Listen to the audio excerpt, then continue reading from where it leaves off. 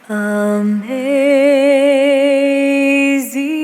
grace। Hello guys, एक बार फिर आप सभी का मेरे चैनल पे स्वागत है। आज इस वीडियो में मैं आपको बताऊंगी एक तोते की चोंच ज़रूरत से ज़्यादा क्यों बढ़ती है, उसका कारण क्या है और ऐसा आप क्या कर सकते हैं जिससे उसकी चोंच ऐसे बढ़े नहीं और उसको आगे जाके प्रॉब्लम ना हो। अगर किसी तोते की चोंच ज़रूरत से ज़्यादा बढ़ी हुई है तो उसके बहुत सारे कारण हैं, हेल्थ प्रॉब्लम्स है, पर सबसे ज़्यादा जो कॉमन प्रॉब्लम है वो है कि एक कैप्टिव पैरट को अपनी चोंच घिसने के लिए कोई लकड़ी या कोई खिलौना नहीं मिला। वाइल्ड में पैरट एक पेड़ से दूसरे पेड़ में उड़ते हैं और वहाँ के जो डालियाँ होती है उसके अलग अलग शेप और अलग अलग टेक्सचर्स के वजह से उनकी चोंच घिस जाती है। पक्षियों की चोंच केराटिन से बना होता है, ठीक हमारे नाखून की तरह।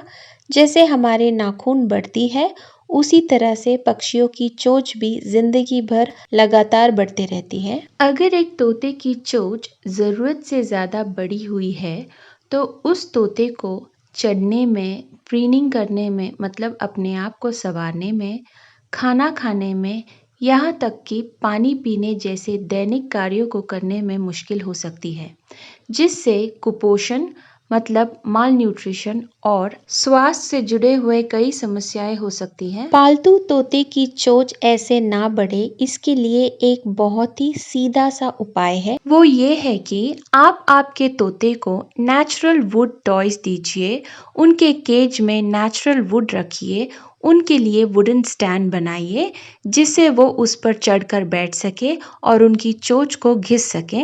ऐसे करने से उनकी चोंच और उनके नाखून दोनों ही शेप में रहेंगे। अगर आप ऑलरेडी आपके तोते के केज में नेचुरल वुड रखे हुए हैं और उनको आप खेलने के लिए वुडन च्यूबल टॉयज दे रहे हैं, उसके बावजूद अगर आपके तोते की चोंच ऐसे बड़ी हुई है तो उसके और भी दूसरे कारण हो सकते हैं, बीमारियां हो सकती हैं, जैसे कि क्रॉनिक लिवर डिजीज।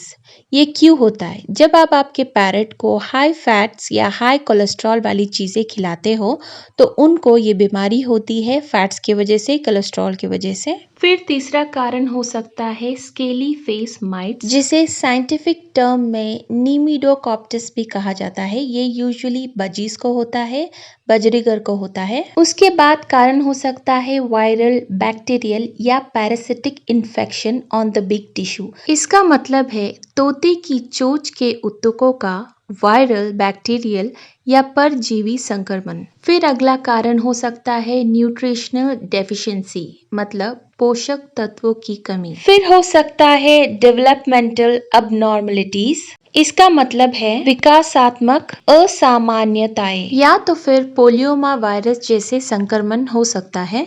अगर आपके पास कोई तोता है या कोई पालतू पक्षी है, आप उसके पास जाइए और गौर से देखिए। अगर आपको लगे कि उसकी चोंच ज़रूरत से ज़्यादा लंबी है तो पहले ये देखिए कि आपने उन्हें चबाने के लिए पर्याप्त लकड़ियाँ या खिलौना दिया है कि नहीं।